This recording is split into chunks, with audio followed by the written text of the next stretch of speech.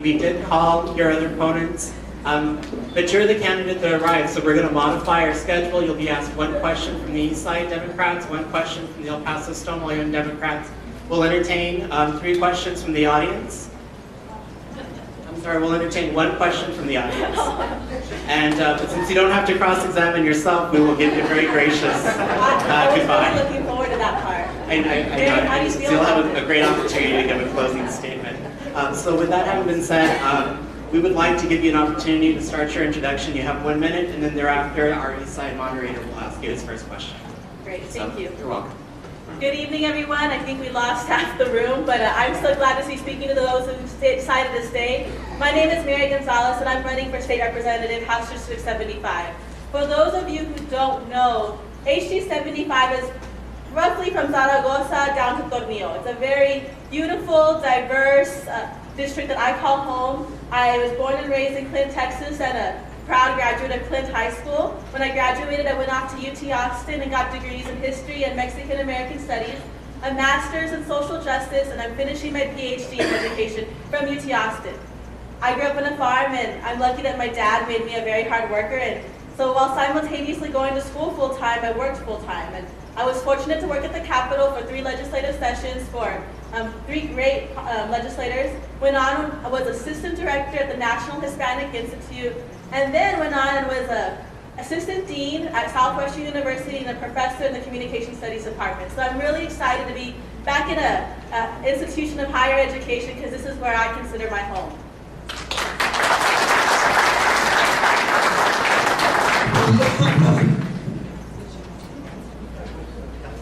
Ms. Gonzalez, you are newcomer to the county.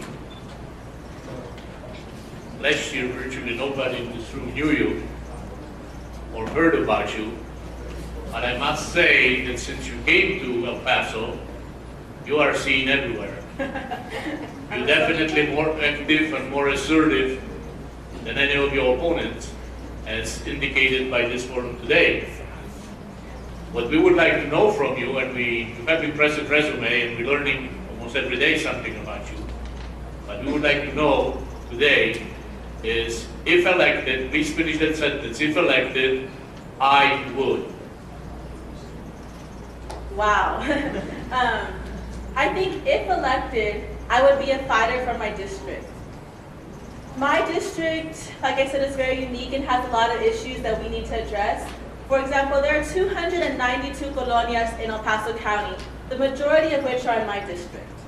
The poverty level in San Eli is about 49% at the federal poverty level. There's some education issues when we talk about budget cuts. There's so many things that we need to address at the legislative level that the first thing that I would do, if elected, was to be a fighter for this district. I have a history of fighting, a history of promoting education and building coalitions and creating awareness about the serious issues that face our community. Thank you. Thank you.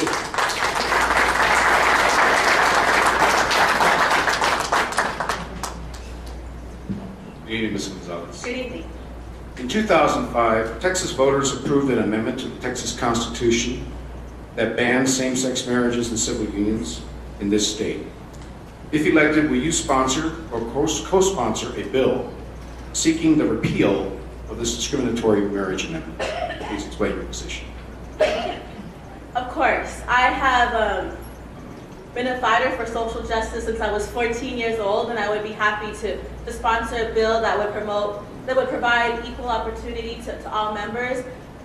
You know, as an assistant dean for multicultural affairs at Southwestern University, it's a semi-conservative Methodist school where I worked to expand our non-discrimination clause to not only include sexual identity and orientation, but gender identity and expression.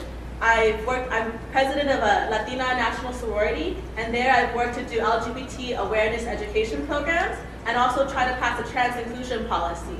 I have a history of doing LGBT activism, and I'm proud of that. I'm chair of the board of directors for ALGO, Texas Queer People of Color organization, and so I've been doing it my whole life, and I consider myself a leader in this area, and I hope to continue to embrace that legacy in the Texas House.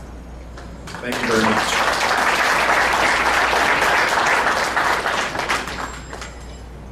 Ms. Gonzalez, the one question from the audience is the following. I have so many answers though. But it's not fair to keep you up here with all of these questions with no breaks in the Practice middle. so hard. Okay, here it is. In the last legislative session, there were over 40 bills attacking public safety pensions. What is your position on public safety pensions for the future? That's a really good question that I actually got asked last week at our CLEAN endorsement meeting, and I'm proud to talk to y'all about that today. You know, when we talk about pensions, we're talking about our public employees, the people who serve our state, whether we're talking about teachers, firefighters, sheriffs.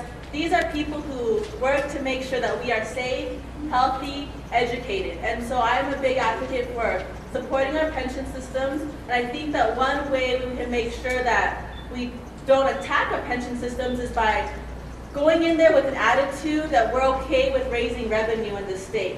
Last session, the Republicans went in and said we're not going to raise revenue.